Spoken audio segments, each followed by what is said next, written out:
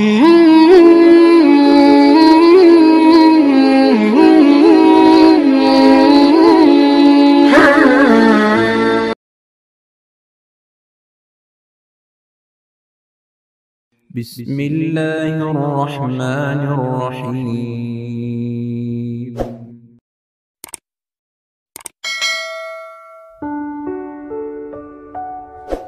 Dikatakan bahwasanya di perang Badar, Zubair bin Awam membunuh 2 orang dan dua-dua ini adalah tokoh Quraisy. Yang pertama adalah Abu Dzatu Kabsh. Abu Dzatu Kabsh ini julukannya ya. Kabsh ini sebenarnya lebih cenderung kepada otot. Abu Kabsh mungkin orang yang berotot, besar, kekar gitu ya. Sebagian mengatakan Kabsh ini adalah perut, sehingga memang perutnya orang ini agak besar. Tapi yang jelas postur tubuhnya besar sekali. Namanya dia Ubaidah bin Sa'id bin As. Namanya orang ini Ubaidah bin Sa'id bin As. Dia ini terkenal sekali penunggang kuda Quraisy yang terbaik, dan dia juga salah satu dari prajurit Quraisy yang meletakkan dari kepalanya sampai kakinya semuanya besi dan cuma kelihatan matanya.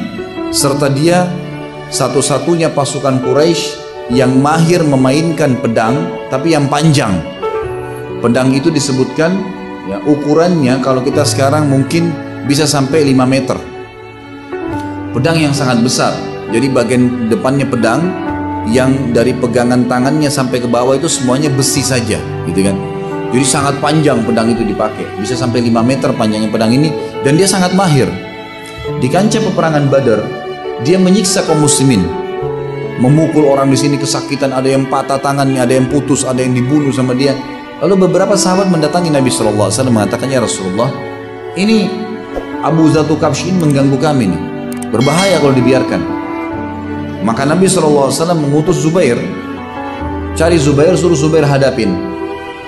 Zubair pun mengatakan, saya mendekati Dzatu Kabsh ini, dan dia bilang, saya tidak temukan ada celah di mana saya bisa membunuhnya, semuanya besi.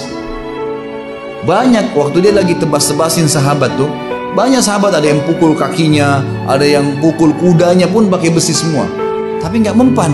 Ada yang lemparin panah, panahnya jatuh karena baju besi, nggak tembus, gitu kan. Maka Zubair bilang, saya tidak menemukan celah untuk membunuh orang ini. Lalu Zubair tidak putus asa. Dia bilang, saya pun mengelilingi orang itu. Terus sementara dia lagi menebas, saya kelilingin terus, saya lihat celahnya di mana nih.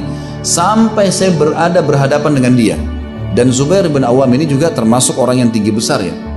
Karena dalam kisah, dalam riwayat dikatakan dia sama dengan Umar bin Khattab. Kalau dulu di atas kuda, kakinya sampai di tanah. Dia orangnya tinggi luar biasa gitu. Kalau laki-laki sekarang mungkin antum yang 2 meter tingginya, ada ikhwan yang 2 meter. Kalau dulu di atas kuda kakinya paling sampai di perut kuda nggak? Anggaplah sampai lewatin perut kuda sedikit. Kalau sampai ke tanah itu berapa banyak, berapa tinggi tuh, gitu kan? Luar biasa. Beliau gitu kalau naik kuda kakinya sampai ke bawah, gitu kan?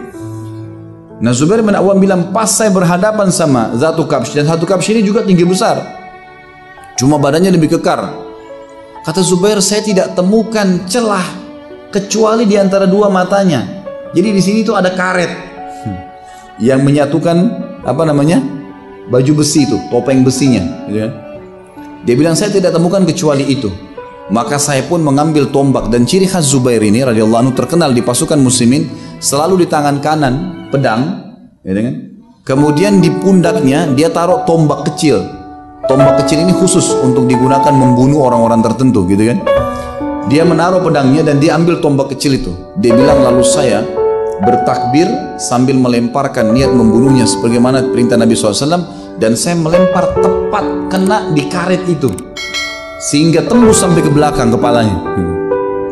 Dalam riwayat lain dikatakan Zubair bin Awam mendapatkan celah, kemudian meloncatin Dzatu Kabsh ini sampai jatuh dari kudanya, kemudian menancapkan tombaknya di celah tadi yang bisa kena, dan akhirnya terbunuh. Dan Zubair mengatakan, saya berusaha menarik tombak saya kembali itu dengan sangat susah payah sampai bengkok tombaknya gitu. Tapi perannya adalah di sini di kancah peperangan membunuh musuh, membunuh musuh. Tentu dalam Islam di luar kancah peperangan yang dibolehkan membunuh itu kalau kita diserang. Misal ada perampok, ada pencuri, membela diri itu lain, itu boleh. Selain ini nggak boleh, gitu kan? Kalau pribadi, kalau pemerintah tentu boleh kalau kisas kan. Kalau pribadi nggak boleh kecuali membela diri. Kemudian yang kedua, Zubair bin Awam membunuh pamannya sendiri yang bernama Naufal. Naufal bin Khuwailid bin Asad yang tadinya sudah menyiksa dia pada saat dia masuk Islam dan memang kena meninggal syahadat, maka dia tunjukkan bahwasanya setelah masuk Islam di kancah peperangan walaupun paman sendiri sudah tidak ada lagi urusan kekeluargaan di sini. Memang sudah seperti itu hukumnya dalam agama Allah Subhanahu wa taala. Tidak ada boleh didahulukan dari Allah dan Rasulnya.